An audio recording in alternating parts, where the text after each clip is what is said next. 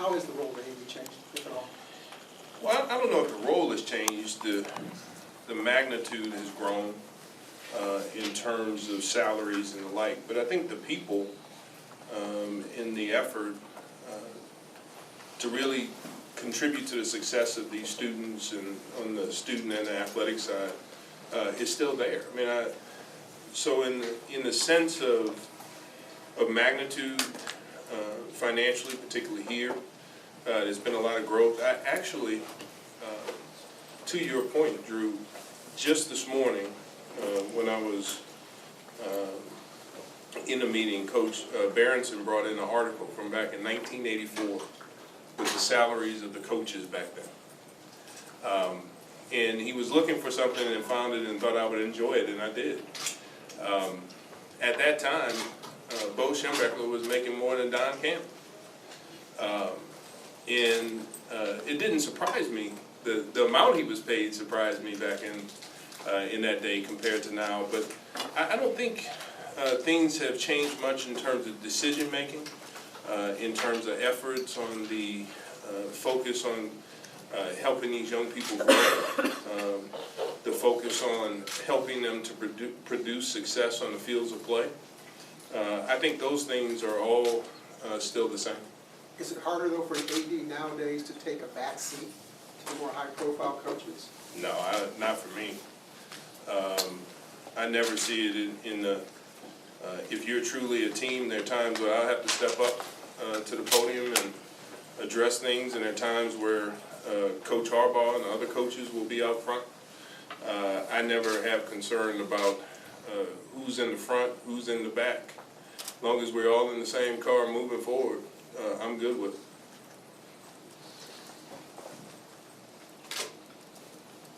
Thank you, everybody. Appreciate it. John, down. Your thoughts on the extraordinary attention your old teammate Jim Harbaugh seems to draw, and how you see your role in working with him, overseeing him, assisting him? Well, first and foremost, the Jim Harbaugh that I have known and know now is not the person that's out there seeking this for his own benefit.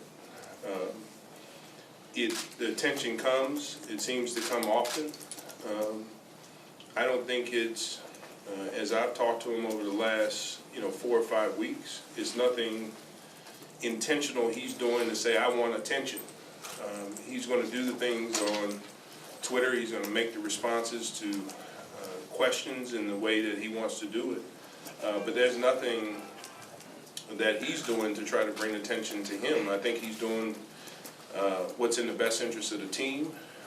He's going to defend Michigan and Michigan football.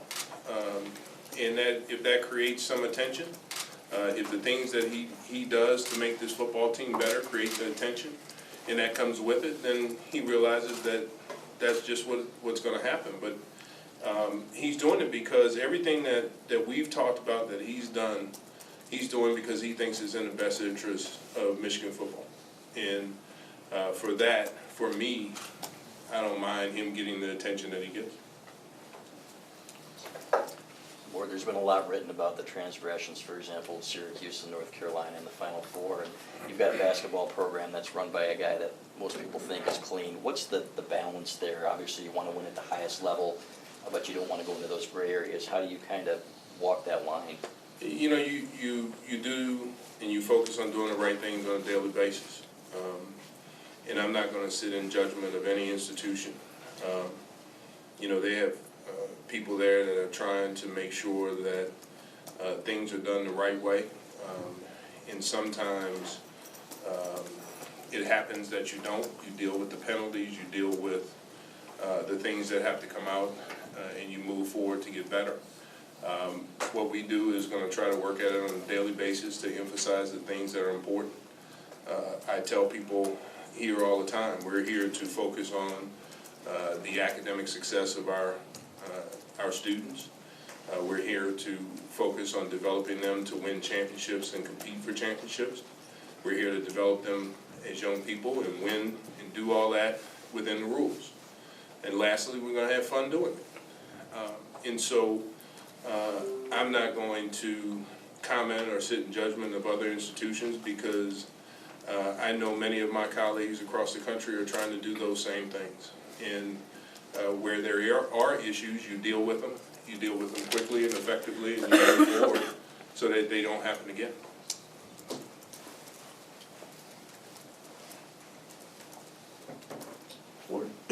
Warde Adam figures today's you. I'm just kind of curious to get a window. I mean, you've been on the job for, when they introduced you, was it like 4 weeks? 3 weeks. Three, 4 weeks? Introduction, 10 weeks ago, I guess? Yeah, sometime in February. Just kind of curious the window. Was it, you get on the job and is it more observation, or is this more of like you're going, you know, department to department, evaluating, just kind of trying to see where you're at as far as Trying to see what I've been doing for the last 3 weeks? Well, yeah, is it more observation and kind of just looking at what you have, or is it you're getting down to business quickly and you know, the checks and balances with each department? Well, I'm trying to learn right now, understand the process. I mean, listen, there's a lot of things that are similar to the way we're organized at UConn. There's some things that are different.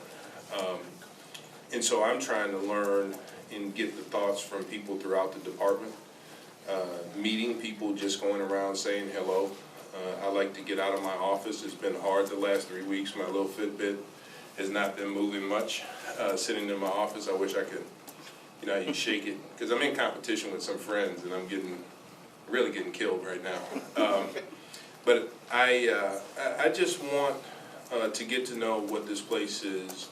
I know the essence of the place. I know about a third of the staff well from when I was here for 9 years, but I don't know everybody. I don't walk in making assumptions that because I did it at UConn this way, I'm going to do it that way here. I need to understand how things have been structured, restructured, how differences may make sense here at Michigan now. And so that's what I'm trying to do and really trying to understand if there are any changes needed, and if so, how would I restructure, you know, in the future. But right now, I'd have to make some decisions. That's what you do.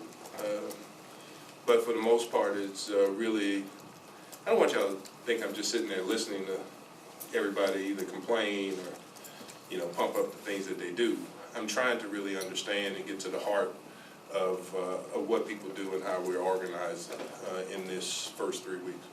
You feel like coming here, does it change the way that, I know it's two different schools, but does it change the way that you look at your job as far as, okay, I did these things at UConn, that worked well, maybe I can do those here, maybe I can't? No, the essence of my job are the essence of the 5 things I just spoke about. You know, from focus on academics to having fun doing it and everything in between. So I don't, the job of being an AD is not changed. The people change, the issues may change, the magnitude changes. But, you know, and I'm not going to change. I mean, my goal is to come in here and be who I am, and I love meeting people and interacting, making decisions, watching students grow as young people, cheering them on to win and drive success, supporting our coaches, and to have them be successful. So nothing that I do is going to be different in that sense, but there are going to be differences from being at Michigan versus being at UConn or Buffalo or when I was here 11 and a half years ago. Going to Nick. Hey, Warde, Nick Bumgarner, fellow Fitbit slacker here. Yeah. I'm not going to show you. Yeah, please, don't ask me either. I know that the NCAA is going to vote, I think they're voting on the satellite camps this month. Have you had time to sort of like sink your teeth into, you know, what those are, your thoughts on them? I know Jim did a ton last year, they're planning on doing them again. Do you have any? I'm supportive of it. You know, I'm supportive of satellite camps and having the opportunity for coaches to go around the country and get a chance to help young people be better, in this case at football, and grow in their skill development. It gives us the opportunity to meet. It's not restricted to only schools up north can go down to the south. I mean, listen, it's it's something that I don't see what the problem is in having our coaches being able to go to different parts of the country and participate in camps that help these young people grow and give us opportunity and gives them an opportunity to connect with more coaches across the country and to develop their skills and display their skills at the same time. So I'm supportive of it. Brad? What's Red Berenson's future with this school, with the team, with the hockey team, and do you have a timetable with a decision that you want from him, or maybe anything you've said to him that you'd be willing to share with us? You know, I said to him what I said before. I want him to stay if he wants to stay. I think I was proud of the team and what they had done this year. And we've had discussions, and I've shared my thoughts, he shared his thoughts, so hopefully here in the future, I'm not going to put a time limit on it, a decision will be announced about what he wants to do. But listen, you know, having been a hockey administrator years ago here, I learned a lot from Red. Red has done a lot. This team has been, over time, a consistently competitive national championship team. But, you know, we don't, you know, Red means a lot to this department. He means a lot to me personally. He's in great shape. He's a go-getter as much as he was, you know, back in the day. He thinks he's slowing down, but nobody else does. You know, and it's only because his effort level and energy level are always been high, and he's still recruiting and developing talent. I mean, I don't remember, y'all probably do because y'all are better at it than I am, but when's the last time a university had 3 Hobie Baker finalists out of 10? And then, you know, people want to say, well, you know, is it behind Red? Is he holding on? Hell no. You know, not from my perspective. And I know I'm not supposed to say that word. I'm sorry. My coach is back there. I've asked him to give me some feedback. He takes it a lot more serious than I initially wanted him to. But I think Red is doing a tremendous job, and I hope he stays. But I'll, as I continue to have conversations with him, leave it to him to go through the process. But I think with him as our head coach, the hockey program is in great hands. Brendan? You mentioned the structure of the athletic department. I guess when you came in, and what is the process, I guess, in terms of determining what a place like this should look like, and whether it be streamlining or whether it be expanding? How do you kind of view just the size of, you know, your staff, your auxiliary staff, and that number has moved a lot over the last 5 years? It has. You know, I'll give you a good example. I mean, you know, given the number in renovations, additions to our facilities, I wouldn't walk in here and go, well, our facility staff has really grown since I last left. It should grow. There are other areas that we've emphasized that are larger that when you have that emphasis should grow. The question I have is just trying to figure out, you know, where things have grown, is it for the right reasons? And where things have either got smaller, is it for the right reasons?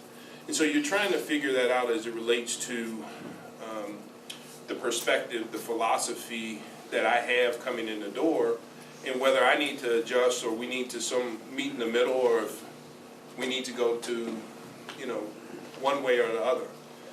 So it's too early to really say, and I think unfair to the organization as it exists now if I step in with my own thoughts and the way I want it done and just automatically say this is going to happen because this is what I'm used to. I think the analysis that I'm trying to go through and the conversations I'm trying to have is really to delve down to try to make ultimately the best decision to move us forward. Angelique? I have 2 questions. When I talked to Jim Hackett a couple weeks ago, he said Harbaugh's contract was done with is it done? It's in process. Okay. Yeah, it's still being processed in terms of the, what's the word? Deferred contract, yes. been processed. Can you explain, it's something with the insurance, the life insurance, or don't try it? You know what, I don't know enough details to elaborate. I know the cost structure that has been agreed to is not changing. The way, the mechanisms of it is being worked through with our legal and his representatives, and so I don't know enough about the structure to really explain all the details. And can I ask you about, you know how the NCAA works, I think, sort of. I do, I don't think yeah. anybody has a good handle on it, but if they do vote against the satellite camps, do they pull the plug right away, or is that something that's a year down the road, or how does that work typically? It all depends on, I don't remember the legislation. I'm not sure if it's effective immediately. That would be hard to do based on plans and expenditures that have been made and things that have gone out. Or if, more than likely, Angelique, they normally, when it's not an emergency type situation or rule, and there's time, they normally would say effective August of 2016. But I think we're getting, they could come out and make it an immediate, pass it as an immediate rule. But I'm not sure where it's trending right now. I used to be on that NCAA council, but I got off of it immediately. So I don't remember the rule, and I haven't looked at it, so. Yes. Warde, what do you feel about the change where Notre Dame is now coming to the Big Ten hockey? I know that you talked about, you were excited about trying to get the football route. What do you think it means in 2017, 2018 that Michigan now plays Notre Dame hockey? I think it's a great addition. I think 6 was too few. I'm not sure 7 is the right number, but 7 is better. You know, I think in the last, if I'm not mistaken, in the last 2 years, only one team from the Big Ten hockey group has gone to the NCAAs, and I think what you're looking at is increasing the competition within the conference, so you can strengthen the conference in order to really elevate it nationally. Now, it just so happens that you know, at times the institutions in the league in the last couple of years have been down, and that I don't expect that to continue as a trend. But I think Notre Dame addition is a positive addition for our hockey league. Where you brought up 5 years ago and how much the staff has changed and how much everything has changed. The last guy that had your seat permanently left with, got a bit of negative attention, I think it's fair to say, and people were kind of upset around here about it. Just curious about what you think of the current state of the athletic department, and if it needs an overhaul or things to be tweaked or things to be changed to have things, doing things the right way and moving in the right direction. Look, I walk in here and I assume, and I know we have great coaches and great staff and great people who are really working hard to make Michigan athletics and the University of Michigan and all our fans and everybody proud. I don't know enough, having stepped in with that assumption, to say that you know, people are right or wrong for the place, or the way we do things is right or wrong. I'm trying to get in to really understand it, as I said earlier, to try to make the best decisions that I feel need to be done to move us forward. And I think, regardless of what has happened in the past, I know that the people who sat in the seat, every one of them, worked hard to try to make the best decisions to move this place forward, regardless of how it may have worked out for them. I hope that I bucked that trend in my stay as athletic director, but all I'm going to do is keep working hard to make the right decisions for us, and hopefully that produces success for these young people in the classroom and on the field of play, and for them as young people. So that's the way I look at it, and that's the way I'm sort of moving it forward. Talking about meeting with the coaches, have you gotten any time to meet with any of the athletes and talk about sort of their needs and wants from you early on?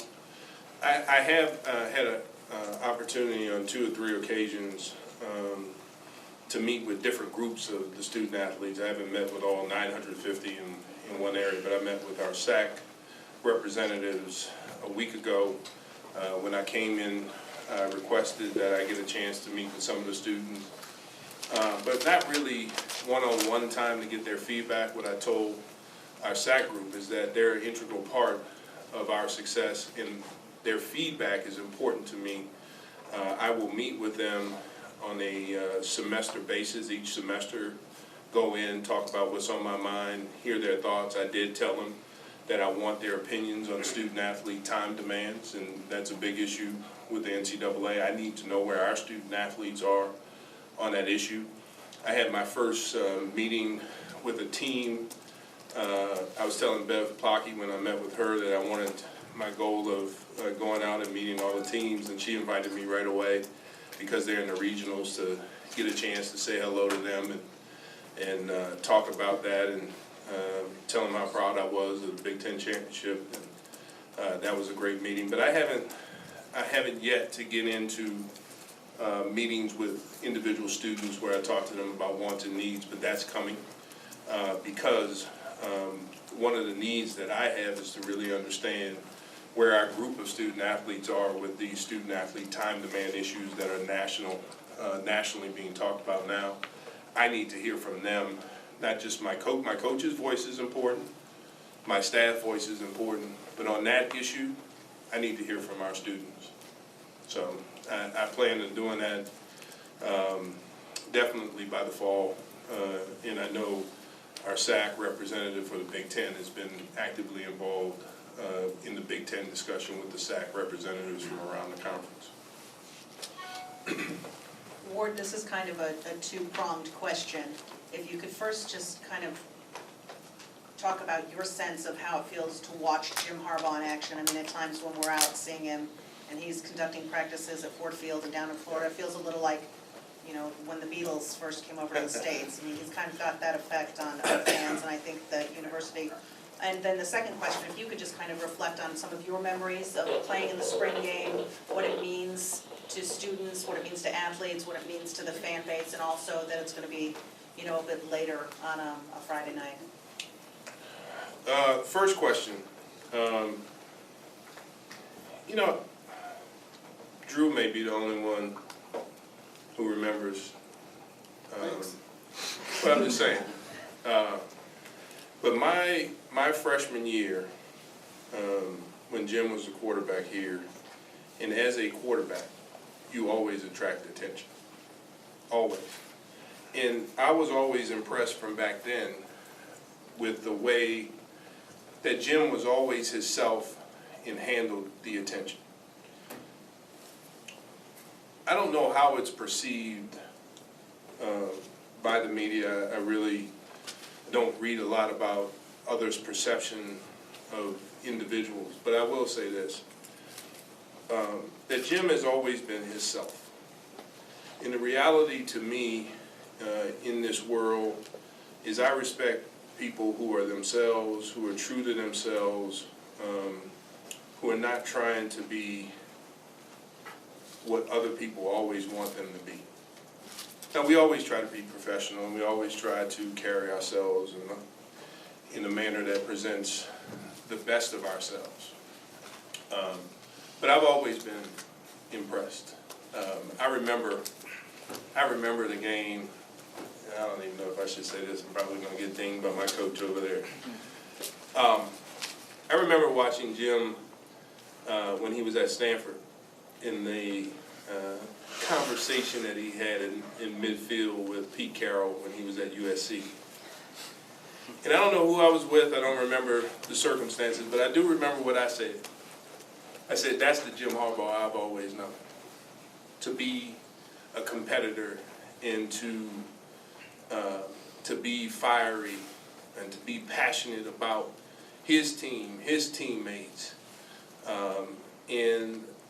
So I've always loved that about him. Now, spring ball was a little tougher for us than it is nowadays. We used to have shirts, and I don't even know if I ever received one, because I was, you know, between my neck injury, I remember having ankle injuries during spring ball.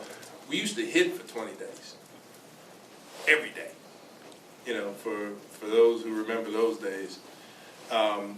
And so spring ball was always tough around here because, particularly as a freshman, you had the opportunity to scrimmage and play and showcase your abilities, and there was a lot of scrimmaging and hitting during that time, and so it was tough, but it was fun. I wish, this old body could go through it again, but it can't. But I remember it fondly. Bo, we practiced indoors in Oosterbaan then, because usually it was snow on the ground, but we would always try to get to the stadium for our spring game, and that was always a great time for us, a lot of great fun, joining back and forth with your own teammates, breaking into teams, and then at the end back then, the winning team got to eat steak, the losing team ate hot dogs, and we played in a little golf tournament called the Shank Open, and it was 9 holes. It's when I first played golf. I didn't fall in love with it then. I play golf now, but I just remember it was the first time I had been on the golf course my freshman year and had no idea how to hold a club, and we probably caused too much work for the facilities people coming in. But Bo made it a lot of fun, but it was a lot of hard work. And I had the great luxury to be on 3 Big Ten championship teams in my 4 years. And I can tell you a lot of the work that we did in spring ball back then led to those championships. Ward, real quick on the deferred comp question, is Jim going to get a raise next year? Is his salary going to be the same, or is it going up? I don't know. It's a good question. I haven't studied everybody's contracts. There's nothing that anyone, Jim Hackett or anybody has said that a raise was in the works or talked about before. Jim has not brought it up to me at all, so I don't, whatever would be in his contract, if there's any clause in there that includes a increase in salary this year, that would be what it is.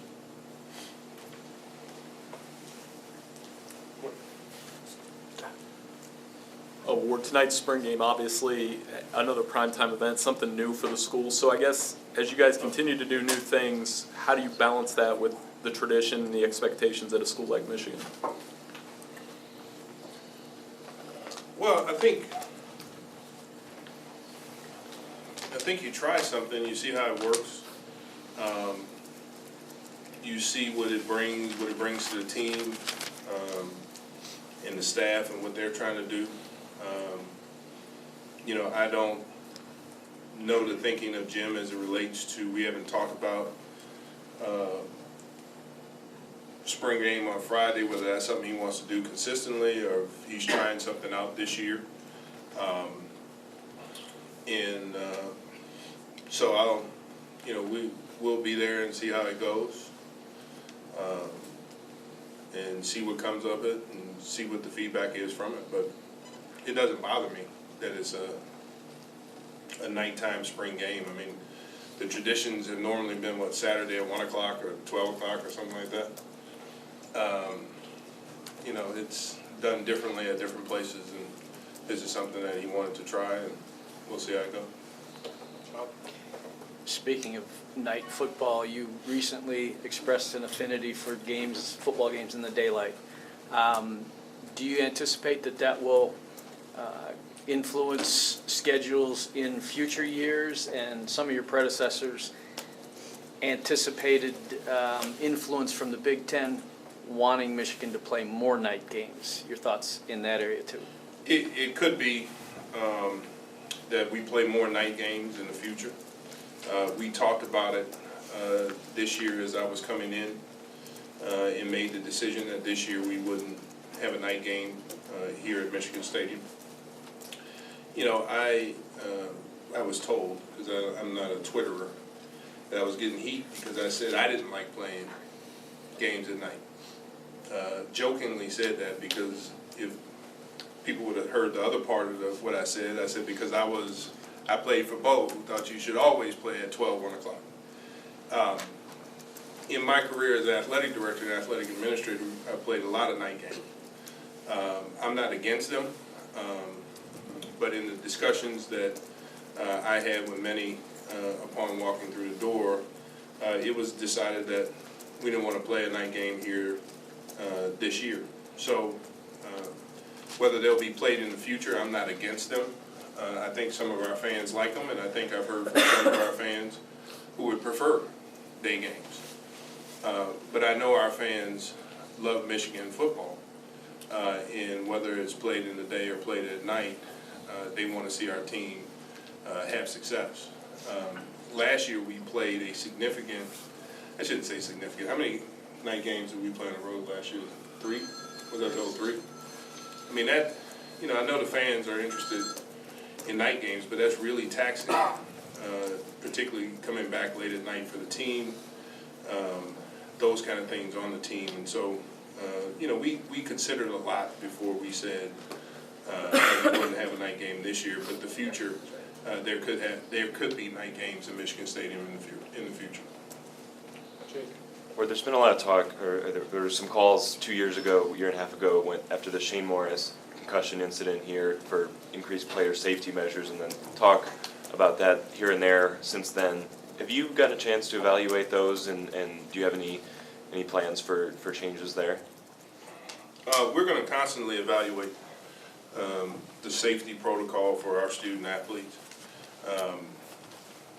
You know, it's something that we did, obviously with that incident being so nationally prominent that you do, but we're going to constantly look at the protocol, not only in-game protocol, but practice.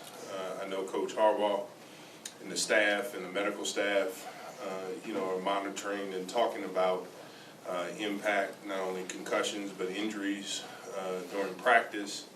The coaches are constantly aware of how much practice and hitting is going on.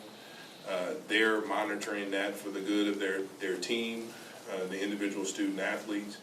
The protocol is set, but we're going to continue to monitor it to make sure it's where it needs to be for the safety of our student athletes across the board. And so, yes, I'm comfortable with where we are now, and I'm comfortable that we will continue to evaluate all measures of safety for all of our student athletes to make sure it's the best that it can be. Warde, how and when will you officially launch the Nike apparel? And for you, I mean, when you saw the Jumpman logo going on the football, is that cutting edge in your mind as an athletic director, that deal that was cut? Yeah, I mean, you know, officially Nike becomes our apparel supplier August 1st. You know, we're proud to be of the relationship that we had with Adidas. But on August 1st, we will officially again become a Nike apparel school. And at that point in time, the staff, I haven't had, and I will have, a breakdown of all the things that are being planned. But on August 1st, at that point in time, is when we will celebrate the relationship, or right around that date, please don't hold me to it, but August 1st is the date we officially become a Nike school again.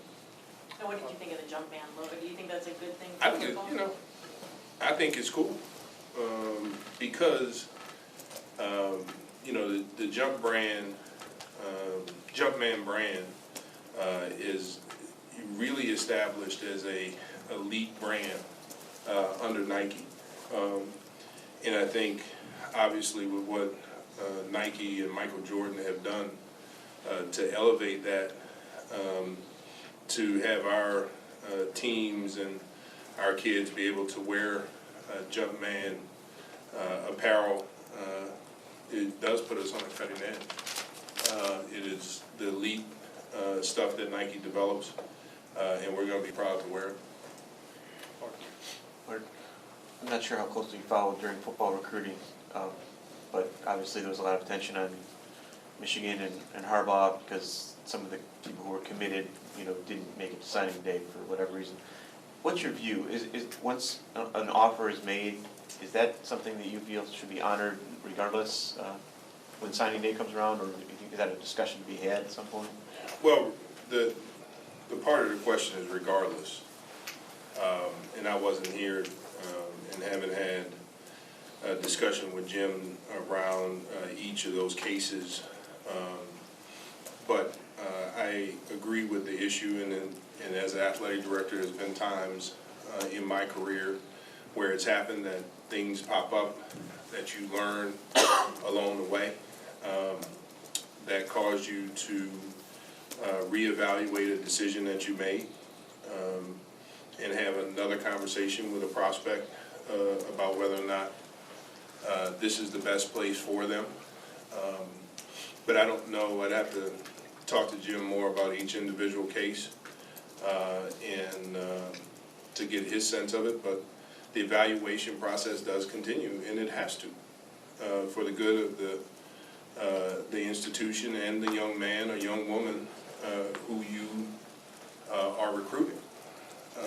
Earlier today, I was asked a question about one of the things I would change, and I think part of what we're doing in would change in the NCAA, and that is we're offering scholarships earlier and earlier in the process. And these are young people, these are kids that still need to grow. And we're offering, you know, not just in football, I'm talking about across the board, we're offering, you know, ninth graders, 10th graders. And if I was asked what would be the one thing I would change, and I would change that so that we couldn't offer any students, any prospects a scholarship until at least their junior year.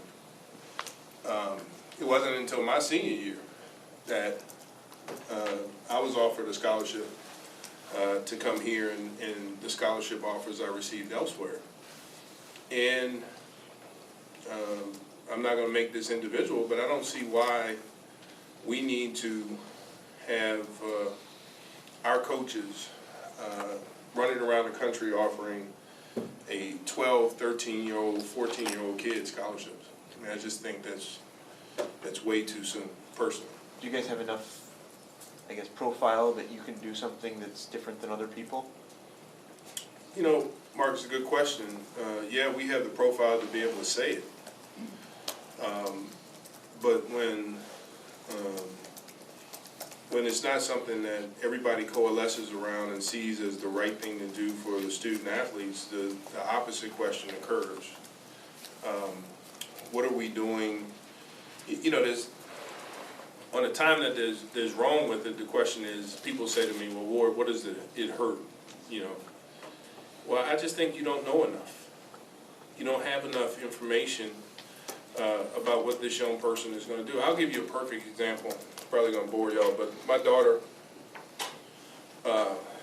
7th grade, started on the high school team in tennis. Tremendous tennis player. She probably would kill me for telling the story, but oh well. Tremendous tennis player. Never lost a match in districts in her 6 years of playing tennis. Going from her freshman to her sophomore year, I walk in on a fairly loud discussion between my wife and my daughter in regards to going to a tennis tournament, a USTA tennis tournament. And my daughter said she didn't want to go to travel to play tennis anymore. And I said, well, honey, you know, in collegiate athletics, this is how the coaches judge you, by who you play and the points that you make and how you do in these games. And she looked at me and she said, Dad, then I don't want to play tennis in college. And it's always stuck with me and resonated with me about the growth of our children. And could I make an edict that says no Michigan coach will offer any kid except a junior? And then all our other universities that we compete against are continuing to do it, and it puts us in a position that we're not successful, and then you guys, to your question earlier, then I'm only here for 2 to 4 years, and you were great, we appreciate your stance, very positive, probably right, but you're not successful, so you need to move on, right? But it still doesn't make it, it's not harming anybody, But damn, it's a little too soon, to me. So that would be, I know y'all didn't ask me the question. I don't even remember what the question was, but reciprocate that answer. But now you know a little bit about my daughter and why it's, I think, important for us to, if I could change anything, that would be the one thing I would take a look at this point in time. We'll do one more here with Andy. To follow up on that one, the NCAA already bans schools from giving out written offers till what, August of the senior year anyway. How would you overhaul something that's kind of a wink and a nod? It's just like an offer to an 8th grader isn't actually a real thing anyway, so how would you keep anybody from doing it? You think it's not a real thing, you try to take it away. It's not real to some coaches. Because verbal agreements in this legal time are agreements, right? I don't know the answer to the question. I mean, I just think to go to the point of coaches changing, kids making changes, you know, those agreements do, you know, I don't want our coaches, they mean something. In the decision, and I'm sure, and again, I haven't had the conversation, but I'm sure it's not an easy decision for any coach. I'm sure Jim didn't make it, you know, in a cold, callous manner. I mean, all of our coaches get to know these prospects, these young people and their families. And it's not an easy thing when they have to decide, either I'm not going to offer you, or I'm going to offer you, or I got to pull it away, or want to pull it away. Those are not easy decisions that our coaches make because they do spend time getting to know them. They have spent a lot of quality time talking to them, the counselors, the parents, teachers, getting to know them, the coaches. And so recruiting is a very, my word, emotional, engaged process where you're really getting to know people and really you know, committed to them in more than just a verbal agreement or a piece of paper. And so I don't know all the answers to it. But while it's not binding in terms of those agreements early on, they are meaningful. They mean a lot to the coach who makes the offer. And they mean a lot to the young people and their families who accept them. And so it's not something that you take lightly, or I assume any of our coaches take lightly.